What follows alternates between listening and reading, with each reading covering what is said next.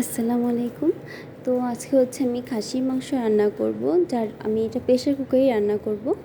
তো আমি প্রেশার কুকারটা ভালো করে গরম করে তেল দিয়ে এখন পেঁয়াজ দিয়ে দিলাম, আর হচ্ছে আপনার গরম মশলা মানে তেজপাতা, তারপর দারচিনি, লবঙ্গ, এলাচ দিয়ে আর কি 2-3টা শুকনো ঝালও দিয়ে দিয়েছি। তারপর হচ্ছে একটু ভালো করে পেঁয়াজগুলোকে ভেজে নিয়ে এখন আমি এখানে আদা রসুন পেস্ট দিয়ে দিলাম। একটু বেশি করেই দিব, যেহেতু মানে মাংস রান্না করা হবে।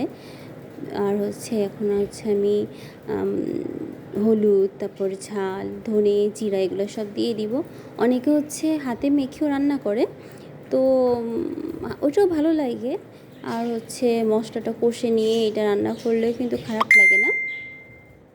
তো আমি এখন রান্না করার মধ্যে মধ্যে একটু পানি দিব, যেহেতু মানে পানি আমি ইউজ কম করতেছি, কারণ এটা হচ্ছে কষা রান্না করব, মানে কোনো ঝোল হবে না।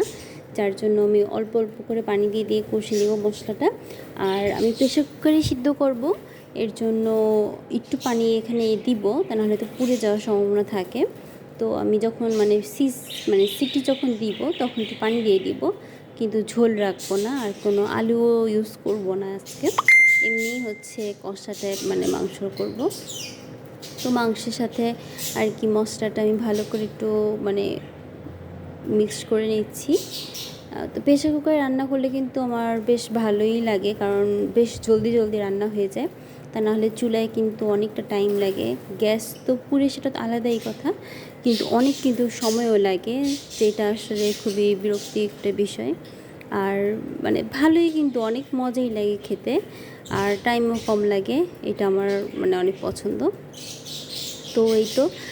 আর প্রেশার কুকারে মানে যেহেতু মাংস, তো এর জন্য কিন্তু প্রায় 9টা কি 10টা সিটি কিন্তু লাগে।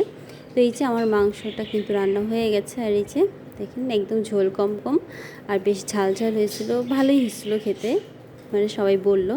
তো এই তো হয়ে গেছে আমার রান্না। তো আজকে এই পর্যন্তই, আল্লাহ হাফেজ।